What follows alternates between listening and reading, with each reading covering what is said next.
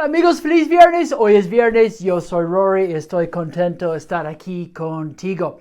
So, if you spend any time listening to patient stories in English, of course, you have all sorts of fillers and ways that you empathize with your patients and check in with them and show them that you're understanding, following the conversation, things like that. But when it comes to Spanish, you're like, ooh, I don't know any of these little filler words, and I can say lo siento, I'm sorry, but not every situation calls for a lo siento, and so you find yourself saying okay in a very English accent, and you feel like, gosh, I just need a few more words. And so that's what we're doing today. Today, the good news is this is very possible for you to build some vocabulary around learning how to listen actively, empathize with your patients, summarize what you're understanding, ask them, check in with your patients for how they're understanding, and things like that. So let's get started with demonstrating that you're following along with what your patient is telling you. Okay, so showing understanding in Espanol. How can you do it? Okay, so let's say you hear some good news from your patient. What are some ways that you could show that you're understanding? Instead of okay, you could say bien or bueno, both more or less meaning good, or you are celebrating with them the positive news you're hearing. If you want to demonstrate that you're more or less in agreement with what someone is saying, try something out like vale or sale. Both of these are similar to when you in English say okay, like you're in an agreement sort of way. Someone says something, you're like okay, you're agreeing. So vale, sale, these are two great ways to, instead of saying okay, demonstrate that you're basically agreeing with what they're saying, okay? If you hear hard news and you want to demonstrate that you're understanding, you could say things like entiendo, I understand, comprendo, I comprehend, or I understand. So both of these are two good words for saying I understand. Okay. You're hearing something and you think that you caught what they were saying, but you need to clarify and possibly ask them to repeat something here and there. So here are some good ways. Instead of saying que, which technically means what, but it doesn't sound so great. It sounds kind of hard. It's a hard k sound, and it just sort of sounds hard. It doesn't sound necessarily rude, but there's better ways. So here's one. Como. Instead of saying que, try como. All right? No le escuché. I didn't hear you. No le escuché. I didn't hear you. No le entendí. I didn't understand you. Okay? So no le escuché. I didn't hear you. You might hear me saying something like that, because at least if you ask Leslie, she'll tell you that I have problems hearing. No le entendí. I didn't understand you. Como dice? Como dijo? All right. So these are basically the same thing. Como dice is like, how do you, or what do you say? What do you say? And como dijo, what did you say? Por ejemplo, me repite eso, por favor. Could you repeat that for me, please? Me repite eso, por favor. So the me here means you're repeating that for me. Could you repeat that for me, please? Me repite eso, por favor. Otra vez, por favor. Again, please. One more time, please. Otra vez, por favor. And then we have dice que. Are you saying that, fill in the blank, that you have stomach pain after you eat certain foods, that kind of thing. No entendí lo que dijo cuando hablaba sobre. I didn't understand what you said when you were talking about sobre la familia, por ejemplo. I didn't understand what you said when you were talking about your family. A ver. De nuevo, por favor. A ver. Okay, so again, please. All right, muy bien. Okay, so you need more info. You need to get more details about a particular thing that you think you heard or know you heard. Necesito más detalles sobre. I need more details about, or necesito más información sobre. I need more information about your stomach aches or whatever it might be. Cuénteme más sobre. Tell me more about, fill in the blank. Usted dice que, are you saying that XYZ? ¿Puede hablarme más sobre, can you talk to me a little more about los dolores de cabeza, your headaches? ¿Puede darme más detalles sobre, can you give me more, what's detalles again? We saw it up here, details. ¿Puede darme más detalles sobre, give me more details about, fill in the blank. ¿Puede decirme un poco más? Can you tell me a little more about, again, fill in the blank. Si tuviera que decidir, if you had to choose or decide, ¿qué diría usted que está pasando? What would you say is happening? Or, ¿qué diría usted que está causando el dolor de estómago? What would you say is causing your stomach aches? ¿Alguna vez en el pasado ha experimentado esto? Have you ever experienced this in the past?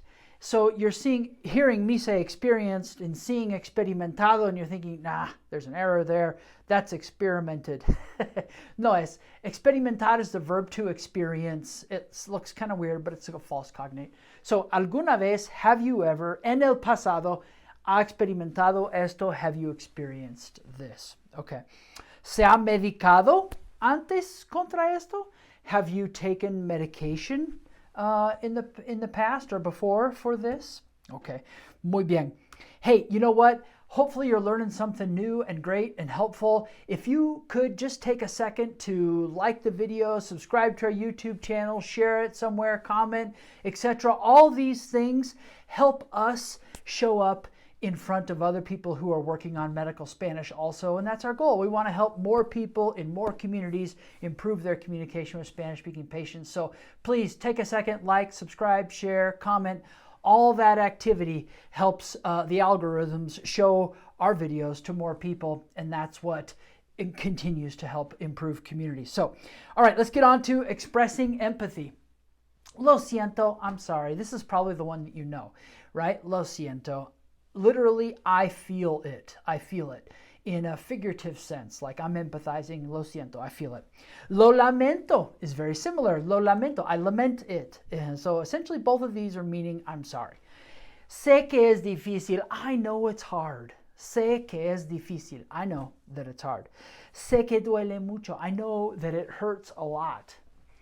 Comprendo que no es fácil. I understand that it's not easy. Comprendo que no es fácil. So fácil, easy.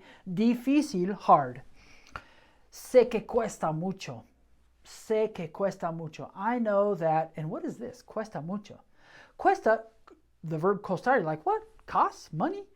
We're not really speaking literally here. We're speaking figuratively. Sé que cuesta mucho. If something costs a lot, it's hard. So basically we're saying this is very difficult. I understand figuratively. This is very difficult. Cuesta mucho. It's very hard. Entiendo que da miedo. I understand it's scary. Entiendo que da miedo. I understand that literally we're saying gives fear. The situation gives fear, but in English, the best interpretation would be I understand it's scary. Okay, so you're expressing some empathy. How about summarizing information? You have been listening to your patient and you think you're following pretty well, but you just want to make sure. Here are some phrases to help you do that. A ver si le entiendo. Let's see if I understand you. Según lo que entendí, according to what I understood, usted tiene, you have, this, that, or the other. Según lo que entendí, usted siente. According to what I understood, you feel. Usted siente. Usted se siente. What's the difference between usted siente and usted se siente? Reflexive, se siente is going to be for emotions. Sad, nervous, anxious, happy, scared, etc. Usted siente, not reflexive. Now we need another object. You feel pain, nausea, whatever it might be. Okay? Según lo que entendí, usted está. According to what I understood, you are, fill in the blank. Entiendo que, I understand that, fill in the blank with what you understood. ¿Hay algo más que no escuché? Is there anything else that I didn't hear? ¿Hay algo más que no entendí? Is there anything else that I didn't understand? Entonces, usted dice que, so you're saying that, go ahead and summarize then. Entonces, usted siente que, so you feel like XYZ. Okay? All right, muy bien. So that's you summarizing what you think you understood. But what about if you're trying to figure out if your patient has understood some maybe instructions or next steps or education that you've just given? So when you want to check for understanding, you might say, we've got a handful of yes-no questions that are just real quick. Me explico. Am I explaining myself? And it's not rude. It's just a good way to say, it's another way to say basically, do you understand? But me explico. Am I explaining myself?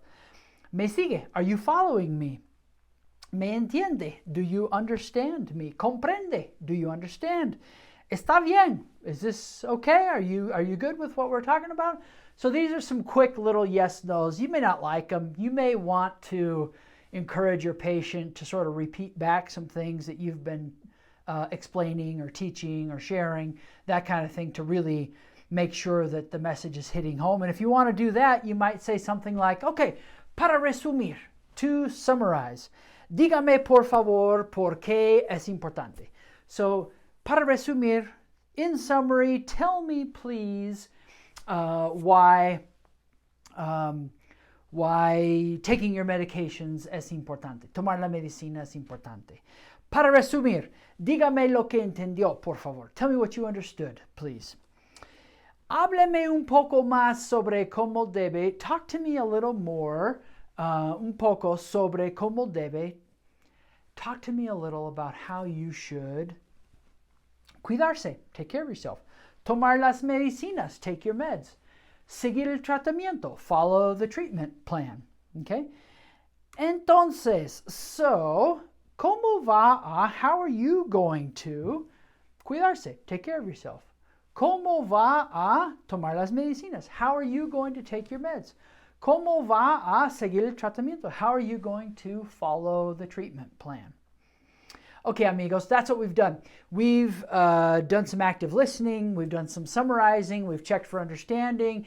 Now we're sort of checking them for understanding. We've made sure that we understood, trying to be empathetic with our language. If you've got any preguntas, go ahead and make sure you post them in the comment section below. And while you're doing that, don't forget to like, subscribe, share, etc. these videos so that we can show up for more people who are working on their medical Spanish. Okay, amigos, gracias por aprender español conmigo. Juntos mejoramos comunidades. Together we truly are improving communities. Para más español, head over to the website, Common Ground International. And para un examen de español médico, if you want to take a medical Spanish terminology test, head over to Certified Spanish, create your free account, and you can take as many medical Spanish terminology tests as you would like. And you can begin creating your own little study plans as well. Muy bien, amigos. Muchas gracias otra vez. Nos vemos la próxima semana. Chao.